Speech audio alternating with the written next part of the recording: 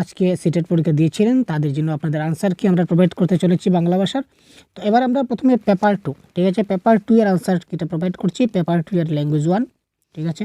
তো তার পরবর্তী সময় আমরা পেপার 1, তারপর আপনাদের এই কোয়েশনের যেটা ল্যাঙ্গুয়েজ 2, এই ল্যাঙ্গুয়েজ 2 আমরা আস্তে আস্তে সবগুলো দিয়ে দেবো, একটু সাথে থাকবেন। তো আনসারগুলো আমি আমার ব্যক্তিগত ভাবে যে আনসারগুলো আমার মনে হচ্ছে সেগুলো আমি দিচ্ছি। তো এখান থেকে অফিসিয়াল আনসার কির সঙ্গে হয়তো একটা বা দুইটা আনসার কিগুলো আপনাদের মিসম্যাচ হতে পারে। তো তার জন্য হয়তো বা এখান থেকে মিলার পর আপনাদের 1 নম্বর বা 2 নম্বর বাড়তেও পারে কিংবা কমতেও পারে, সে দৃষ্টিতে একটু লক্ষ্য রাখবেন এবং ক্ষমা দৃষ্টিতে সেটা দেখে নেবেন। তো চলুন আমরা প্রথমে দেখে নিই প্যাসেজের কী প্রশ্নগুলো এসেছিলো এবং তার কারেক্ট আনসারগুলো আপনারা কী দিয়েছিলেন এবং এখানে আনসারগুলো কী হয় আপনারা একটু কাইন্ডলি মিলিয়ে নেবেন, ঠিক আছে। তো প্রথমে আমরা প্যাসেজের যে আনসারগুলো এগুলো আমরা একটু দেখে নিই আনসারগুলো কোনটা কোনটা হবে। তো 1 নম্বর ছিল আমার কাছে যে সেটটা আছে এটা হচ্ছে জি সেট। যাদের কাছে জি সেট আছে অবশ্যই হুবহু থাকবে কোয়েশ্চন পেপার, আর যাদের অন্য সেট আছে আপনারা কোয়েশ্চন অনুযায়ী মিলিয়ে নেবেন। আপনাদের কোয়েশ্চন এবং অপশনগুলো একটু অদল বদল থাকবে। কোন স্কুলে ভর্তি হবে তাহা তুমি ঠিক করবে, এটা কারেক্ট আনসার। তৎকালীন সমাজের কোন বৈশিষ্ট্য প্রতিফলিত হচ্ছে, এটা কারেক্ট আনসার হচ্ছে পারস্পরিক সম্পর্কের নির্ভরযোগ্যতা। তারপর দেখুন ফর্মের রিলিজিয়নের ঘরে বক্তা কি ভুল করেছিলেন, এটা কারেক্ট আনসার হবে বিশেষ্যের নির্বাচনে। কোয়েশ্চন নম্বর 94, এটা বিশেষ্যের নির্বাচনে হবে, কারণ এখানে ফর্মের লেখা উচিত ছিল হিন্দুইজম, কিন্তু তারা লিখে দিয়েছে হিন্দু। তো এখানে তারা বিশেষ্য নির্বাচনের ক্ষেত্রে তারা ভুল করেছে। এটা বিশেষ্যের স্থলে বিশেষণ হলে এটা শুদ্ধ হতো, কিন্তু বিশেষণের স্থলে বিশেষ দিয়ে যার কারণে এটা হবে না। তো কারেক্ট আনসার হচ্ছে বিশেষ্যের নির্বাচন। অট্টালিকা শব্দের সমার্থক শব্দ কোনটি? তো অট্টালিকা শব্দের সমার্থক শব্দ যদি আমরা দেখতে যাই তাহলে এটা কারেক্ট আনসার হবে মঞ্জিল, ঠিক আছে। তারপর আমরা দেখি আমাদের বাড়িতে আসিয়া অনেক গল্প করিতেন। কোয়েশনটা একটু ডার্ক আছে, তো আপনারা একটু মোবাইলের ব্রাইটনেসটা বাড়িয়ে দেখে নেবেন। তো সার্থক জটিল বাক্য, এখানে বাক্যের ফর্ম যেগুলো 4টা বাক্য রয়েছে সবগুলো 4টা কিন্তু জটিল বাক্য, আমরা ক্লাসে বলেছিলাম। কিন্তু এখানে যেটা অ্যাপ্রোপ্রিয়েট, যেটা সঠিক অর্থ প্রকাশ করছে বা একদম মিনিংফুল হচ্ছে, সেটা হবে অপশন নম্বর 1, যখন আমাদের বাড়িতে আসতেন তখন তিনি গল্প করতেন। 94। তারপর 95, স্কুলে ভর্তির জন্য বক্তাকে কোন 2টি বিষয়ে মৌখিক পরীক্ষা দিতে হয়েছিল? কারেক্ট আনসার বাংলা এবং ইংরেজি, ঠিক আছে। যারা দিয়েছিলেন দেখে নেবেন।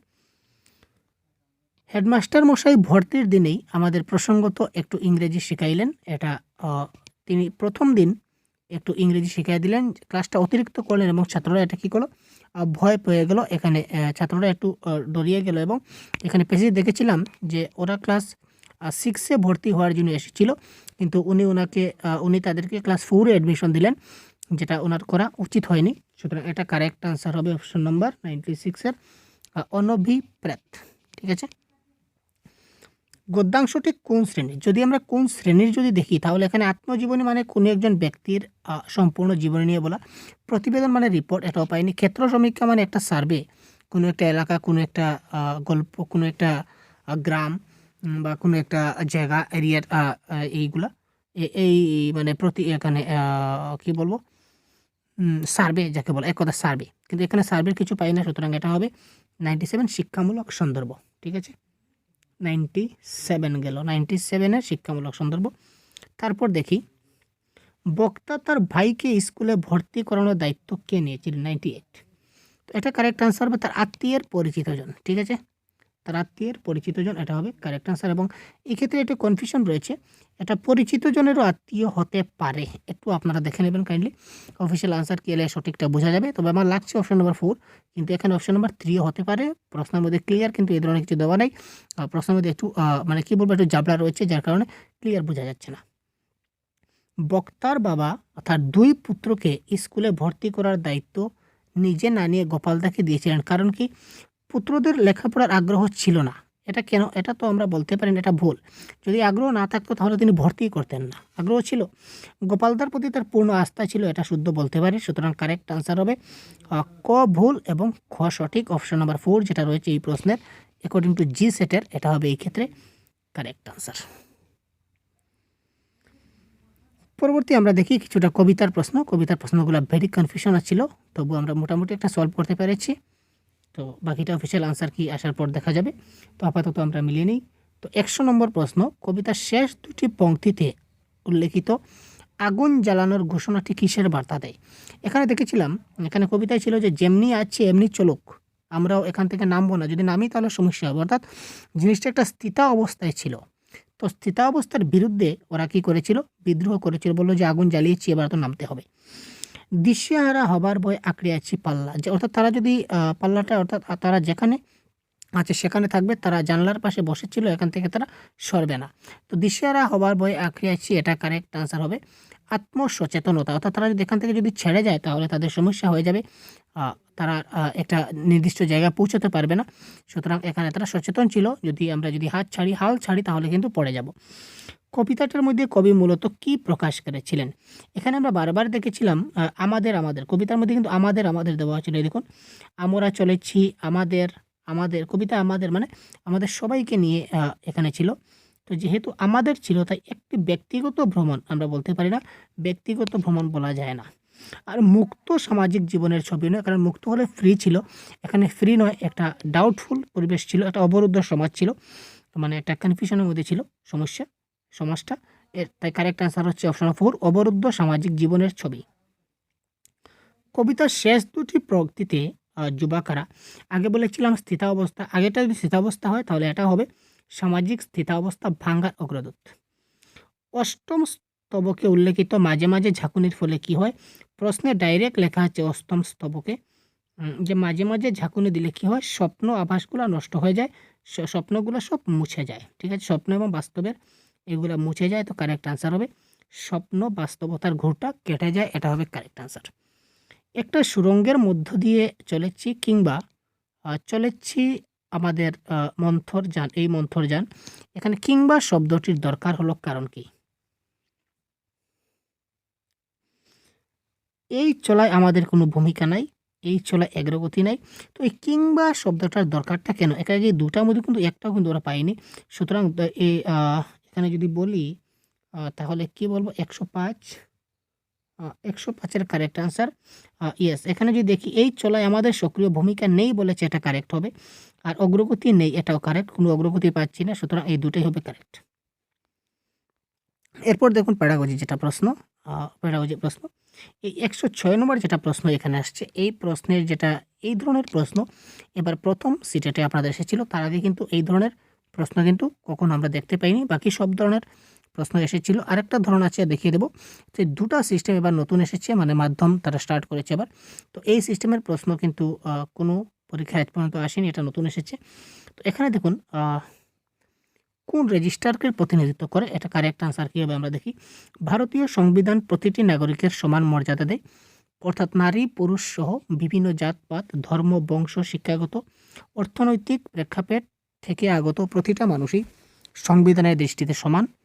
তার অর্থ এটা নয় যে দেশে অসাম্য নেই, অসাম্য আছে, কিন্তু গণতান্ত্রিক ভারতবর্ষ অন্তত নীতিগতভাবে সমস্ত মানুষের সমান মর্যাদাকে স্বীকৃতি জানিয়েছে। তো এটা কারেক্ট আনসার হবে এখানে কি? সমাজবিজ্ঞান রেজিস্টার হবে এক্ষেত্রে কারেক্ট আনসার। উপভাষা সম্পর্কে কোন মন্তব্যটা সঠিক? উপভাষা হচ্ছে বৃহত্তর একক, মোটেই না, উপভাষা হচ্ছে ক্ষুদ্র একক। কখনো কখনো ভিন্ন ভিন্ন সামাজিক গোষ্ঠী একই ভাষায় বিভিন্ন উপভাষায় কথা বলতে পারে, এটাও ভুল। এটা কারেক্ট আনসার হবে কোনো ভাষার উপভাষাগুলির আঞ্চলিক বিভিন্নতা থাকে, অর্থাৎ অঞ্চল বিশেষে উপভাষাগুলির কিন্তু অন্যান্য বিভিন্নতা থাকে। রিসেপটিভ স্কিল, দেখুন রিসেপটিভ স্কিলগুলো কি? এইগুলো কিন্তু সবগুলো টপিক কিন্তু আমরা অলরেডি আপনাদের করিয়ে দিয়েছি, আপনারা অলরেডি সবগুলো পেয়েছেন। এই উপভাষার ক্লাসও হয়েছে, শুধু রেজিস্টারের ক্লাসটা হয়নি, কারণ এই সিস্টেমের প্রশ্নগুলো কিন্তু নতুন এসেছে, যার কারণে হলো না। তো বাকি যতগুলো প্রশ্ন দেখতে পাবো সবগুলো কিন্তু আমাদের কোরআনের মধ্যেই আছে, আপনারা দেখতে পাবেন। রিসেপটিভ স্কিল, তো রিসেপটিভ স্কিল আমি বারবার বলি কি, LSRW, ঠিক আছে। তো এল এবং আর হচ্ছে রিসেপটিভ, অর্থাৎ কি শ্রবণ এবং পঠন। তো শ্রবণ এবং পঠন হবে কারেক্ট আনসার। ধ্রুপদী ভাষা আমরা ক্লাস করেছিলাম, বাবা বলেছিলাম আসতে পারে। তো ধ্রুপদী ভাষা নয় কোনটা? হিন্দি ভাষা, এখানে ধ্রুপদী ভাষা নয়।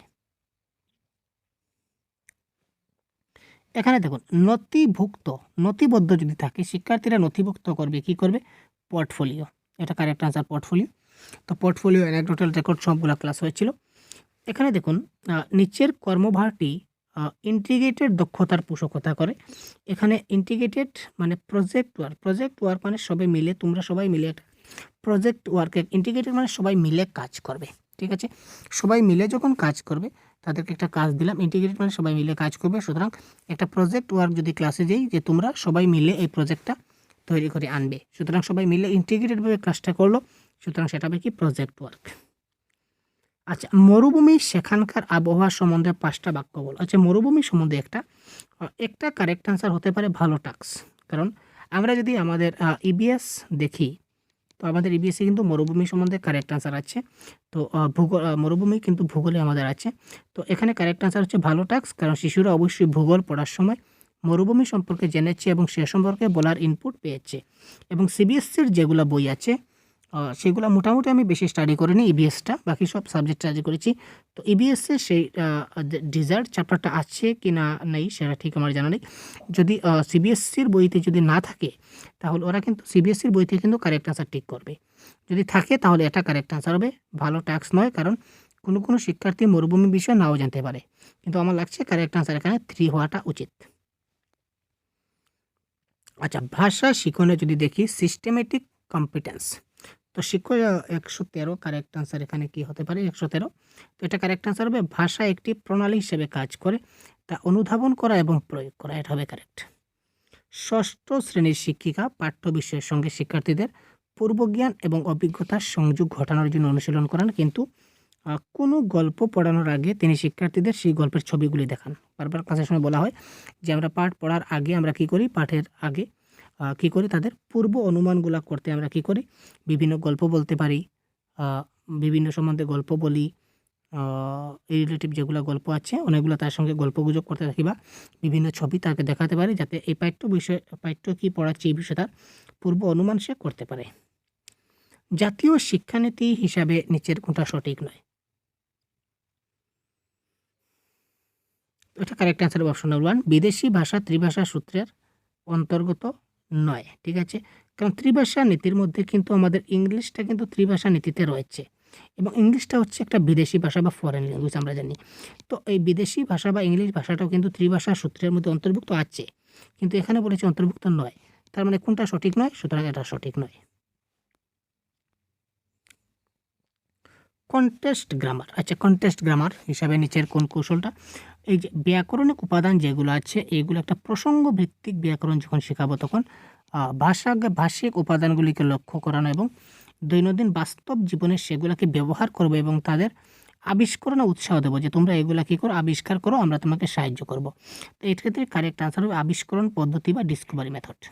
এখানে ডিডাকটিভ হবে না, কনসিয়াস হবে না, আর স্কিমা হবে না। কেন স্কিমা হচ্ছে একটা ফ্যাক্ট, একটা জিনিস তার মাথায় তুলে দেওয়া যে ওই জিনিসটাকে ওটা বলে। যেমন এটা সে জানে না ওটা কি, এটা হচ্ছে বল, এই বল, এটা হচ্ছে বল, তুমি জানো না, এটা তুমি জানলে, এটা হচ্ছে তার স্কিমা। তো এখানে আমরা তাকে আর নতুন কিছু সে আবিষ্কার করবে, সুতরাং এটা হবে ডিসকভারি মেথড। ভাষাকে জানা, তো ভাষাকে জানা যদি বলি তাহলে এটা হবে আমাদের কি প্রসিডিউরাল জ্ঞান বা প্রণালীবদ্ধ জ্ঞান, ঠিক আছে। আচ্ছা, 5ম শ্রেণীর অর্পণা বুঝে যে বক্তৃতা শুনে আছে দেখি, প্রথমে ধ্বনি দিচ্ছি, তারপর শব্দ দিচ্ছি, তারপর বাক্য যাচ্ছি। প্রথমে ধ্বনি, তারপর শব্দ, তারপর বাক্য, অর্থাৎ আমরা ছোট থেকে বড় যাচ্ছি। তো যখনই আমরা ছোট থেকে বড়োর দিকে যাব তখন কী হবে, বটম আপ অ্যাপ্রোচ, যেটা আপনাদের বারবার বলা হয়েছিল ক্লাসে। আচ্ছা, বহু ভারতীয় চাকরি সূত্রে বিদেশে গিয়ে যখন ভাষা শেখে তখন সেটাকে বলে ইনস্ট্রুমেন্টাল মোটিভেশন। তো এটা কারেক্ট আনসার হবে অপশন নাম্বার 1, সংসাধক প্রণোদনা। লাস্ট কোয়েশন দেখি আজকের ক্লাসের। উপাদানসমূহের প্রামাণিকতা বা অথেন্টিসিটি অফ ম্যাটেরিয়ালস বলতে কী বোঝায়? তো এটা কারেক্ট আনসার হবে বাস্তব জীবনে, অর্থাৎ রিয়েল লাইফের সঙ্গে সংযুক্ত যেগুলো জিনিস আসবে ওইগুলা, ঠিক আছে। তো এটা ছিল আমাদের পেপার 2 এর ল্যাঙ্গুয়েজ 1 এর আনসার কি আজকের 14 তারিখ যে এক্সাম হয়েছিল 14 ডিসেম্বর আনসার কি। তো তারপর আমরা পরবর্তী সময় বাকি যে প্রশ্নগুলো রয়েছে তার ল্যাঙ্গুয়েজ 2 বা পেপার 1 এর বাকিগুলো আমরা খুব তাড়াতাড়ি আপনার জন্য দেওয়ার চেষ্টা করব। ধন্যবাদ।